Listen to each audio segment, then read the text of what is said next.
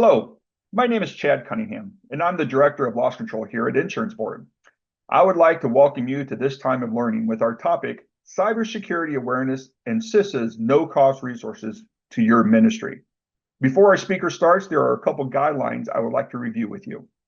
This webcast will be recorded and uploaded to Insurance Board's webinars portion of our website for future viewing. You will receive an email that will include today's documentation along with the slide deck for this webinar. This will be sent the following week after the webinar. The chat function has been turned off, but don't worry, we will use the question and answer function. We will answer all questions at the end of the webinar, so please ask them in the Q&A area. Now, I have the pleasure of introducing our speaker today, Ryan Lewis. Ryan is a cybersecurity advisor from the Cybersecurity and Infrastructure Security Agency, supporting Kentucky and Tennessee, amongst other duties. He is responsible for providing federal cybersecurity resources to state and local governments, as well as private sector organizations involved in critical infrastructure. Without further ado, we would like to welcome Ryan Lewis. Hey, good morning, Chad. Thank you very much for the introduction.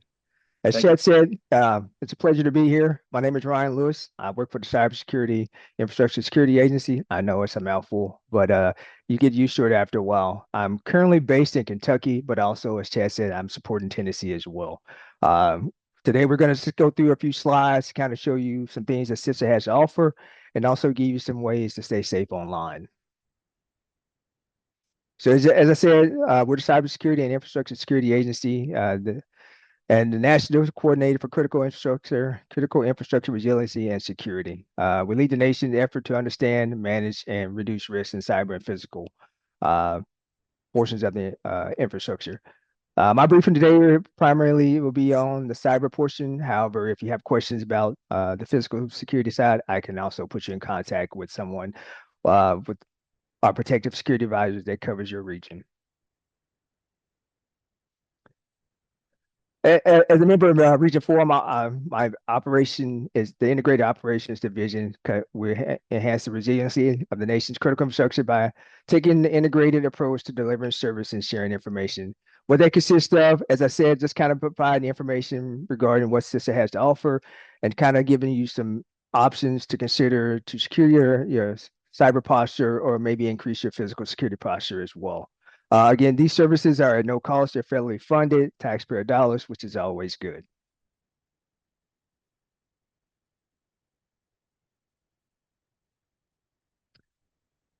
Currently, as I say, if you look at the screen, CISA is kind of broken down into the similar to how FEMA is broken down into 10 regions.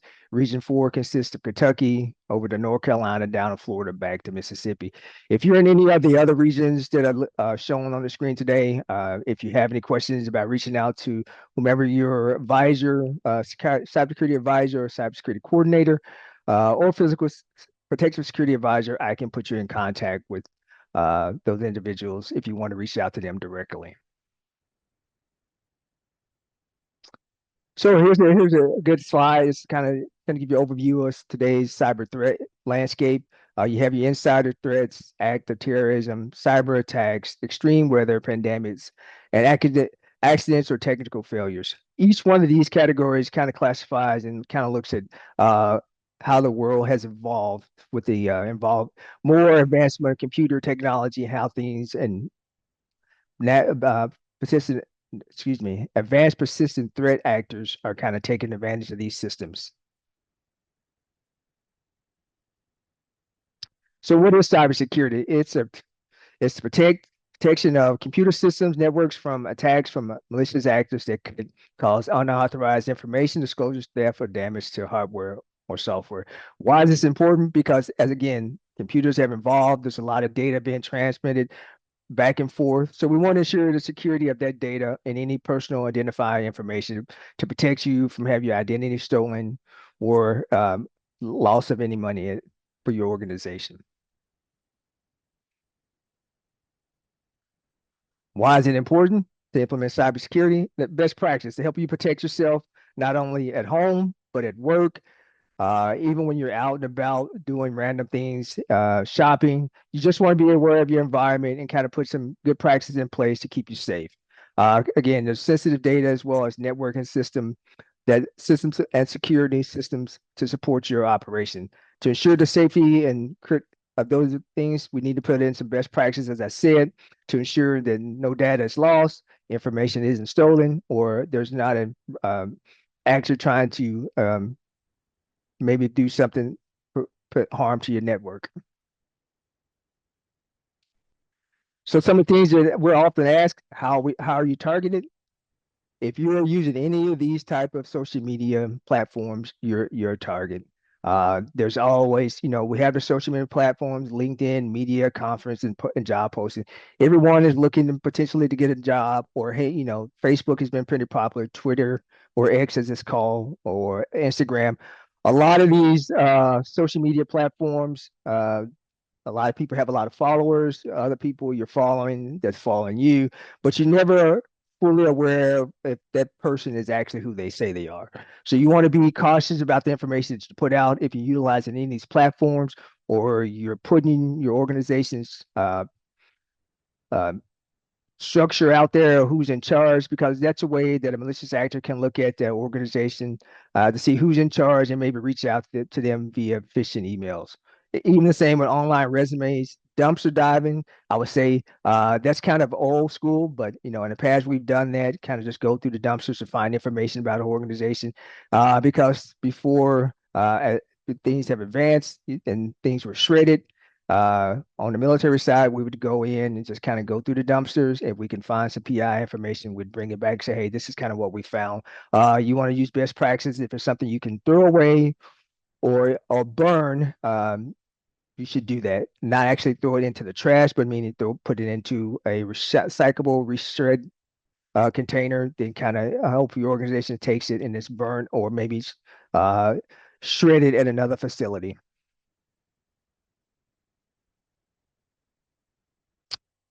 Social engineering. It's used, if you're unfamiliar with the actual term, it's used to deception through manipulation of human behaviors to target and manipulate you to divulging confidential or personal information.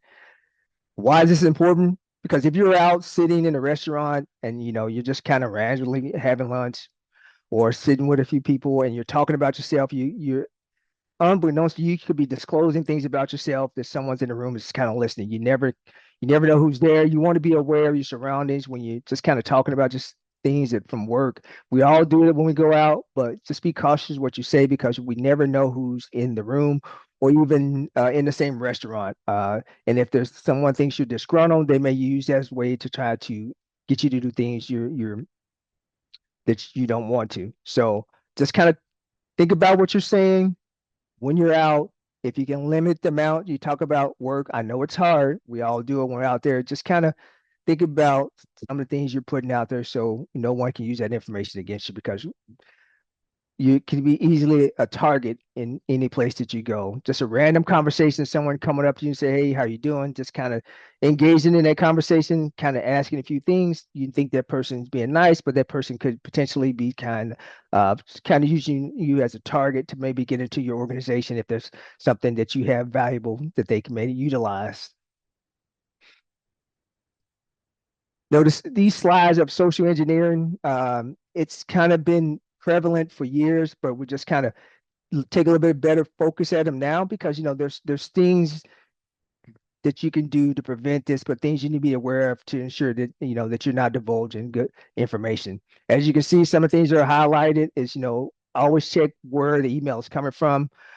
Sometimes it may appear to be legitimate, but you can also check at the way the actual header of the email where it's coming in at, to see if it's actually authenticated email address for someone's, always, hopefully there's a lot of emails that have attachments. You want to make sure that those attachments are valid and you're not actually downloading any type of malicious software to your computer. Um, you can look at the subject line as well. Uh, the two, and never click on a hyperlink unless you kind of know for sure that's a a valid site. I know with the invention of AI, it's kind of taking a little bit of the misspelling out of some of the emails that we used to see in the past, because the threat actors, They they didn't speak real good English. They would type it in or they were talking in, and it would come back as kind of broken email. But now in today's society, you can use any type of AI platform to generate, uh, ask them to generate a good phishing email and it'll do that. It may ask you why, but you can say if you're testing, then it'll generate that email, then send it out there, and you may actually get something from someone that sounds legitimate.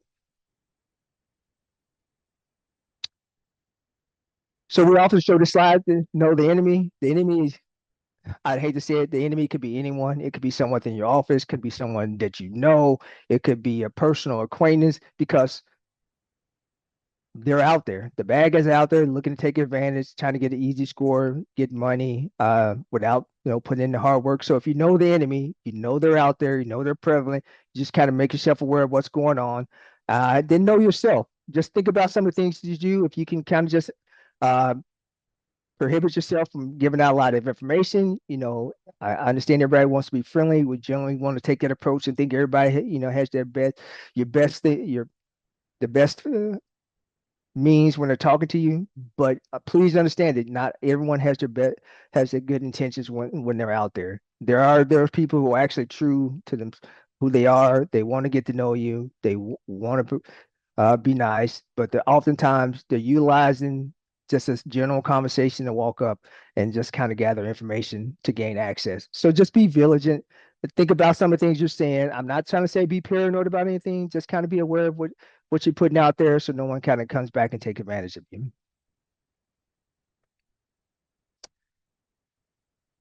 Uh, the mechanics of a cyber attack, as you can see, it just starts with external reconnaissance. It could be sitting at a computer. It could be, again, sitting in a restaurant, talking on a social forum, and you never know. Once they're able to get through the external and get into your network by using the social media or even talking to you in a restaurant or sending phishing emails or send phishing texts, once they're inside your network, it's easier for them to maneuver and get around because if you have some privileged access, they can use that as a way to kind of get a foothold, potentially sit there for a while, monitor traffic, and if they can kind of elevate their privileges as they go along, they can kind of just gather more intel, exfiltrate data, and just kind of utilize that as a way to hold your organization or even you hostage to get a monetary gain.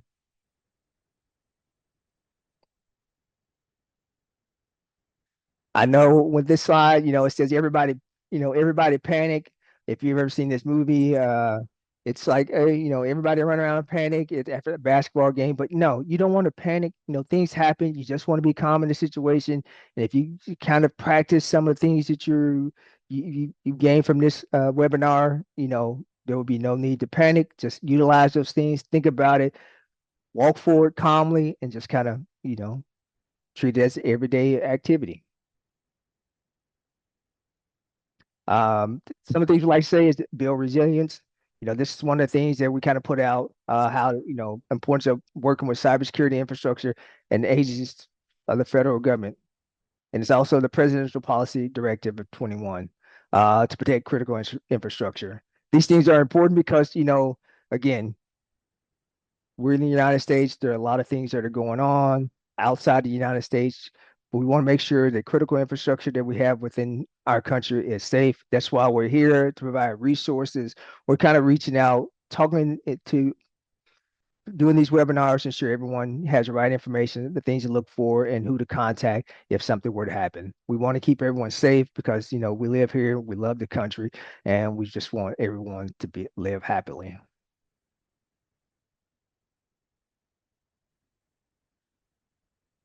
So, there's always, depending on where you are, there's a cloudy day, things may think are going to go bad. But I'm here today to let you know that, you know, the sun's going to come up tomorrow. The things that we provide today will be helpful to help you secure not only your environment at work, but your environment home as well. So, for essential behaviors, we all have computers at home. You see the updates come up. Sometimes we just click ignore, click ignore.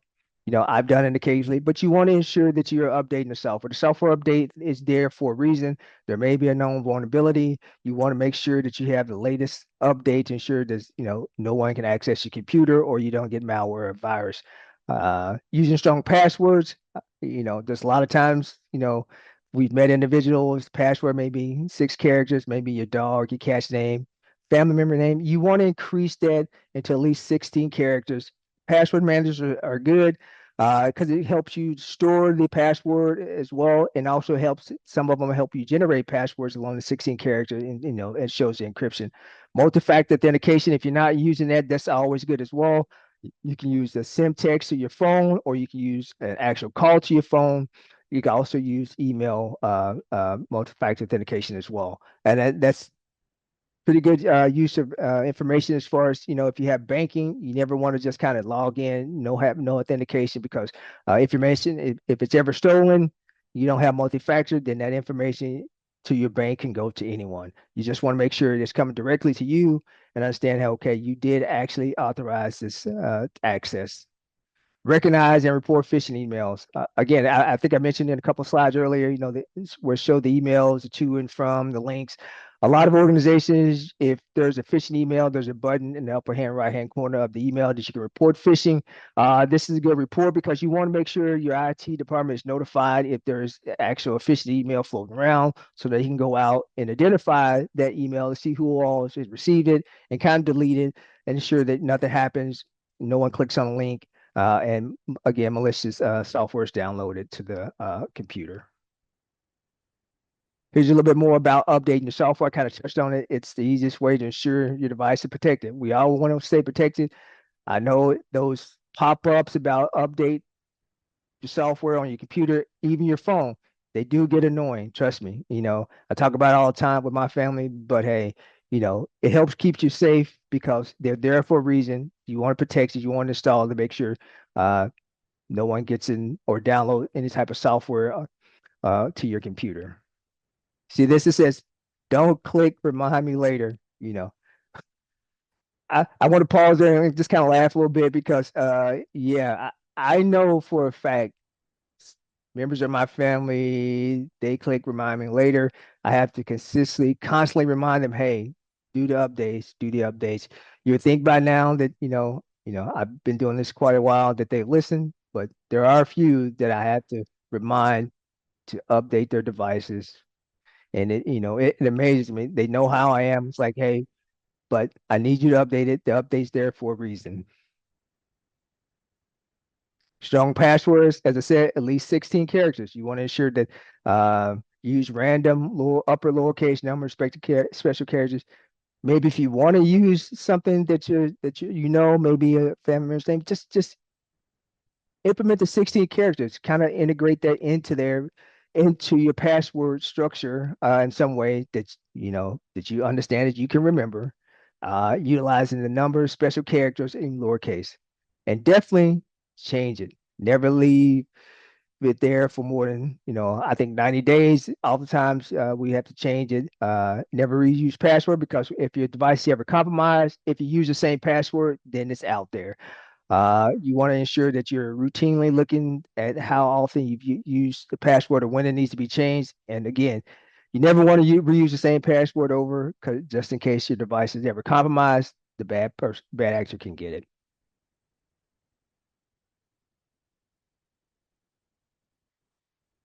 Little pop quiz here. How many online accounts does the average American use? Oops.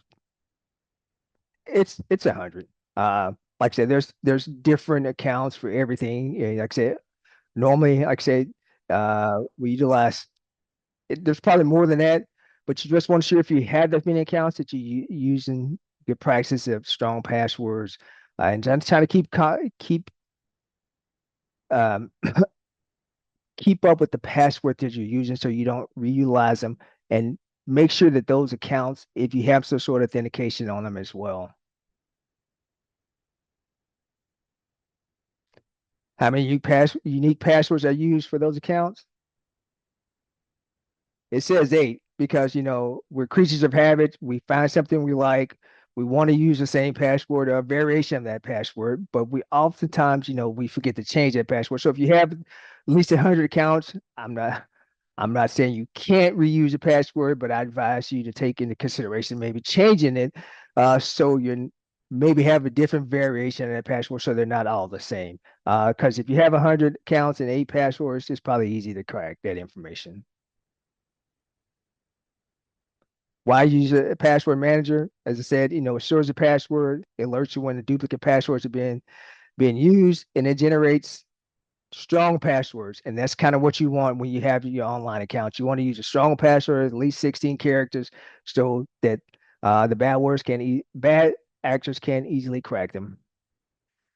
It says, it fills in your login credentials on the websites. Yes, you can do the auto mode where it's just kind of, auto fills it. But again, you don't want to store that into the browser, and in my personal opinion, because if your device is ever compromised, that information is stored in the browser, and if someone gets in it, they open it up, then it's automatically gonna log them in if you don't have multi-factor authentication set up.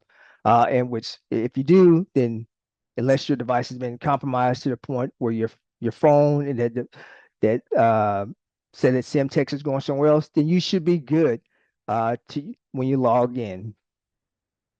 I won't fall for phishing sites. It's kind of hard today. The threat actors are setting sites up all the time. Different sites they look the same. Just to verify that you're going to the right site. If you think something's wrong, the site doesn't look familiar, you can hover over the hyperlink at the top, just kind of verifying the actual address of where you're going. Again, I can't harp on this enough about multi-factor authentication. It's important if you have for your banking, or maybe you're paying online rent or any type of online accounts. You want to make sure you have multi-factor authentication set up so it sends you some sort of notification, or you have the authenticator app where it sends you a number. Uh, then you go and you verify to make sure that when you're logging in, they know it's you. Or if you receive the email, it goes to your email account, and hopefully it's never been compromised. So you can access these such as your bank, online stores, or even your social media. That way there's good authentication, nothing happens. You're logging in and no one else can log into it to to gain access to your information and potentially lose that as a pivot point to get somewhere else. Again, good reasons of why multi-factor should be utilized. Here's some good options. Security key authenticator app, as I mentioned, the app is one-time code, or there's a biometrics, or you text email. Some of the newer devices you can use a biometrics like a fingerprint, facial scan. Just whatever works best for you. Ensure that your accounts are have multi-factor set up. I would just strongly consider utilizing that to ensure that no one steals any information or anything out of your banking account as well. Recognizing and reporting phishing. I think I did touch on this. A lot of organizations, if you're working in the office, you receive an email. If you know it's phishing, click on the phishing button, report it as phishing, then it goes to your IT department, and they'll secure it and remove it from network. However, if you're at home, we get emails all the time. Just verifying if it's actually coming from a legitimate source. You can hover over the hyperlink at the top where the email came in to see what the address is, because sometimes it'll say it from Amazon, but if you look closely at the who it came from at the email, it may say Yahoo or something else. You never want to, fall for one of those scams, because you can easily you lose money. Uh, kind of, I spoke to Chad about this earlier. I had a friend, they fell for the Amazon scam. Their father-in-law lost $20,000. Said they're going to communicate with them. Amazon, he had all these bills. He thought it was legitimate. He clicked on it. They had him sign. Showed him and said non-disclosure. Don't say anything. Just sign a blank piece of paper with his name on it. He signed it. They stayed up with him on the phone until he went to the bank. He withdrew $20,000. Then he went to a big Bitcoin machine and dropped the money in there. Then it was gone. I was notified. I was like, hey, go to ic3.gov and file a report. Whereas it goes directly to the FBI. However, in this particular case, it was a little late, and the money was gone, because I spoke with them several weeks ago to see if anything had if they received anything from the FBI or maybe an opportunity to get the money back. And no, it was unfortunately they lost $20,000. And it's sad because he's retired. He's living on a fixed income. That was part of his retirement, and it was unfortunate that he lost the money, and there was no way to get it back. Some other do's and don'ts of recognizing phishing, do verify the communication, report it to your IT department. As I said, use email filtering. If you notice something, even at home, you see something that doesn't look like it's a legitimate email, you can probably report it as junk or block that sender. It'll still come in, but it'll be diverted to your spam box as well. Don't click on any links. Again, if you click on a link, if you don't validate the link that is legitimate, you can easily be sent to a different website or download something to your machine that may cause harm. I think I touched on this about reporting. You can report the cyber incidents to your local cyber advisor. You can go to ic3.gov, which is the FBI website. You can also go to CISA's website as well and report the incident because we want to know what's going on. I know it may be something small as, hey, I got this email. It seems like it was phishing. The more you report it, then eventually it elevates to the status that they may be able to look into it because if it goes unreported, then it's like, okay, we don't care. But we do care because it's not only affecting you, it may be affecting someone else.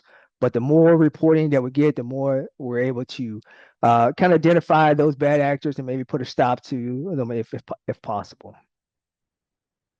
Here's your links. If you need to report, go to CISA.gov/report. As I said, you can also go to IC3.gov to report. You can also sign up for community bulletins for CISA. These things, there's a lot of emails come out. However, this is good information to have if you want to be aware of what's going on, any type of threat acts going on, any type of scams. That information can be sent as well. Or if you're on the IT side, there's a lot of things that are being sent out about known vulnerabilities. And you can use this at home as well if you want to see the reports. I would caution you that you know there are a lot of things coming out on these reports daily. So the emails come in very frequently. And so just kind of be aware you could receive 5, 6 bulletins a day or more. I added this slide because I wanted everyone to see how it's been broken down. This report is from the IC3 report from the FBI's website. Uh, the key thing here is to understand the age group are being targeted, 60 plus. I'm not saying that they're not fully aware of what's going on, but as computers have advanced, there's things that they might not fully understand. However, if you have anyone or you know anyone in these groups and you're pretty computer savvy, just have them look at what's going on, talk to them about some of the scams, and kind of help because you never want them to be like my friend's father-in-law to fall for a scam and kind of lose $20,000. Again, that's somebody's retirement. That's what they're living on. And it's unfortunate we weren't able to help them get it back. But you want to make sure that your loved ones are aware of what's going out there. These frauds are there. I know they think someone that they're helping. Maybe they get it, campaign funds here, or maybe soliciting money here. But it could easily be a bad actor looking to take advantage of the particular age group. Again, love this slide. Everyone has a plan until they get punched in the mouth. If you're familiar with Mike Tyson was the most fierce boxer around until he met Buster Douglas. He went in each fight the same way, but when he got actually physically got punched by Buster Douglas, then it was a different outcome. Not saying everyone is the same. Just this is a way of being prepared. So I'm here to answer any questions you might have about being ensuring that your safety and being safe online. Lastly, here's my contact information. If you want to reach out, have direct questions about anything. If not, I'll turn it back over to Chad and see if we have anything in the chat that needs to be asked. Excellent. Thank you, Ryan. Great information. Again, we really appreciate Ryan joining us today. We do have some questions, Ryan, if you're ready to answer them. I am, sir. All right. One, are churches being targeted by ransomware attacks? I'll say everyone has been targeted by ransomware attacks. I mean, I don't think they're limited to just the churches. There things are being sent out. If they can utilize the church as a pivot point to get somewhere else, depending on what network they're on, they'll utilize it. They'll send in information. And again, these are bad actors. They're looking to make a financial gain. So, no churches have been, I guess, exempted from a ransomware actor's attempt to gain money. Okay, excellent. And then aren't password managers the golden source for hackers to gain? Are they really better than me using less strong passwords? Uh, there's password, but each password manager is kind of different. You can utilize them. There's some are just kind of local to your machine, but there are cloud-based password managers. If they're hacked since they're in the cloud, then of course, you stand a chance of losing your information if the actual whoever the organization is, the application is run by, if they're compromised. So for me personally, I have a password manager, but I don't upload anything to cloud. It just kind of runs locally on my box. Excellent. Here's one. They asked, can you speak specifically to best practices for routers and firewalls for small to mid-sized churches? What are some best practices these small churches would be able to utilize? Great question, Chad. Things would be if you're getting the updates, make sure that the updates are being applied. If the devices are past the life cycle, if it's a way to replace those devices, just kind of replace them. Make sure you're doing the updates, understanding the firmware is there for a reason. The key thing is that a lot of times these devices are past the life cycle. If you have the funds to upgrade, then I would definitely recommend considering upgrading those devices and removing them from the network. That's even with your home routers. If you're using Xfinity, AT&T, anything like that, uh, those routers come out, but they go past a life cycle. You can always reach out to one of those organizations, ask if you can get an upgrade, get a new router in place. Great advice. Kind of moving from routers, how about using guest network on the church Wi-Fi? Is that sufficient for security of the LAN devices? Um, I would say depending on how that the guest network has been set up. If there's some sort of monitoring, you're monitoring who all has access. And once I say church is out, if the IPs are released, then yes, it's good practice because you never wanted the individual to stay logged on consistently. Because once church is out, someone connects to the Wi-Fi, they can leave the church parking lot or wherever they can, but they can always come back and re-authenticate to the church's network and kind of set up their own maybe different website, different router, different guest access, and we're all looking for the strongest uh, access point that has the best connectivity. So that's the one we're going to flow to. However, if you're unaware that a bad actor has placed that in between you and the actual website, actual access point, you can join their access point instead of the church's access point. Then any data you send in the clear, they're able to see. Okay. A couple more questions here. I'm sorry. Do you recommend using a VPN on organizational or personal computers? Uh, as federal employee, we can't recommend anything, but there's a lot of VPN devices that applications out there. It does allow a little bit more security. So if you're able to put a VPN in place, I would strongly consider utilizing it. But again, there's no foolproof that's going to keep anyone out. It's just kind of adding layers of security to ensure that your safety. Excellent. Now, one question is there a way to prevent the sending of texts or emails pretending to be us as pastors? So, if it gets the pastor's email gets hacked, is there a way to prevent that from happening? Or if the pastor's email's been hacked, then of course, as soon as you realize it's been hacked, immediately go change the password. If there's another way to get out to the congregation or the insurance board that, hey, look, my password or my account's been hacked, just kind of notify them, everyone that's, in your contacts, hey, the account was compromised. If you see a text or email say, hey, I'm It's been it's the gift cards they're asking for. Just kind of verify it. This is going to sound a little old school. You may actually have to pick up the phone and call somebody, your actual pastor. You're like, well, I hadn't been to church in, a couple weeks, but I don't want to call a pastor, but hey, you may want to call a pastor just to verify that, hey, did you actually ask me to bring in 10 gift cards? He'll probably say no because that seems like a large amount. Just call, or if you see your pastor out and about, just have a conversation. Say, I received this email. They're asking for money, gift cards. Do you really need that? Because that's kind of how it starts. They send a text, emails compromised. You're sending gift cards, and the pastor doesn't even know that it's been sent and asked for in his name. Great. All right. So the last one is kind of a two-parter. Does it actually help to report phishing emails? And does the email get reviewed by someone for closure? Uh, if your IT department is kind of monitoring, yes, they should be reviewing those emails because if you click the phishing, report phishing in your email box, it should go to them, notify them that this is a phishing email.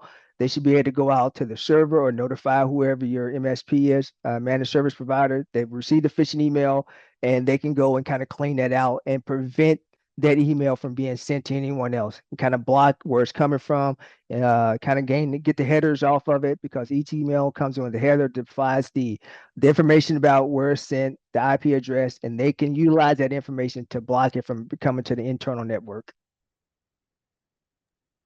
Excellent. Well, I think that's all the questions we have for today. Again, Ryan, thank you very much. We really appreciate it. And everyone, we look forward to seeing you at our next webinar. Thanks, Ryan.